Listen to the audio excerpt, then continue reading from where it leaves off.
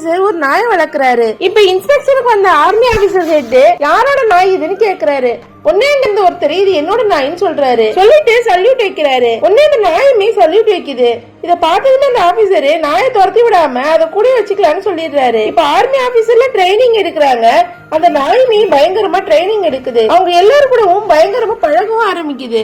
அவங்க எல்லாருமே இப்ப ஃபீல்டுக்கு போறப்ப அதையும் கூட்டு போறாங்க. இப்ப இந்த நாயும் அங்க போய் அங்க இருந்த எலிய கூட அங்க இருக்க ஃபுட் எல்லாம் சாப்பிட விடாம பாத்துக்குது. இப்போ ஒரு நாள் அந்த ஆர்மி ஆபீசர்ல வெளியே போய் செக் பண்ணலான்னு போறாங்க. அங்க எதிரி நாட்டுல உள்ளவங்க எல்லாம் எல்லையிலேயே பயங்கர விஷம் உள்ள குண்டு போடுறதுக்கு வெயிட் பண்ணிட்டு இருப்பாங்க.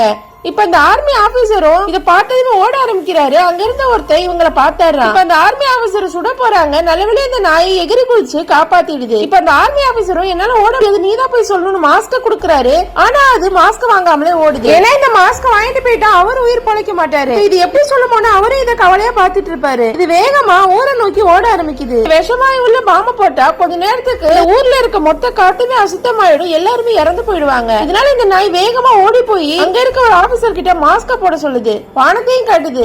வானம் அப்படியே பச்சை கலர்ல மாறிட்டு வருது. அங்க இருக்க ஊர் மக்கள் அலர்ட் பண்ணுது. எல்லாருமே போய் கதவு முடிக்கிறாங்க, மாஸ்க் போட்டுக்கிறாங்க.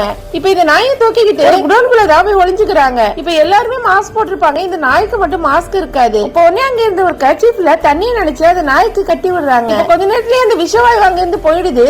அந்த நாய் வெளியே வந்ததுமே அதை பயங்கரமா எல்லாரும் பாராட்டுறாங்க. இந்த நாய்க்காக அந்த ஊர்லயே ஒரு ட்ரெஸ் எல்லாம் தச்சு கொடுக்கறாங்க. அவனுக்காக சரியான ஒரு மாஸ்கையும் ஒரு சோல்ஜர் தச்சு கொடுக்கறாரு. இப்ப அந்த நாய் அதோட நிக்காம அவங்க கூட கடைசி வரைக்கும் வீட்டுல நின்னு அவங்களுக்காக போராடுது. இப்ப கடைசி கட்டத்துல அந்த சோல்ஜர் மேல ஒரு பாம்பு போட்டுறாங்க.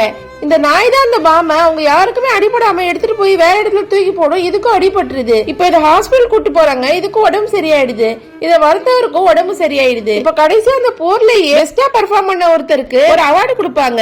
கடைசியா இந்த நாய்க்கு தான் அந்த அவார்டு கிடைக்குது. இத பார்த்து அந்த வளர்த்தவருக்கு ரொம்ப பெருமையா இருக்கு. இப்ப போர்லாம் முடிஞ்சு வீட்டுக்கு வரப்போ அந்த நாயை ஒரு சூப்பர் ஹீரோ மாதிரி அந்த ஊர்ல இருக்க எல்லா மக்களும் பார்த்து பாராட்ட ஆரம்பிக்கிறாங்க.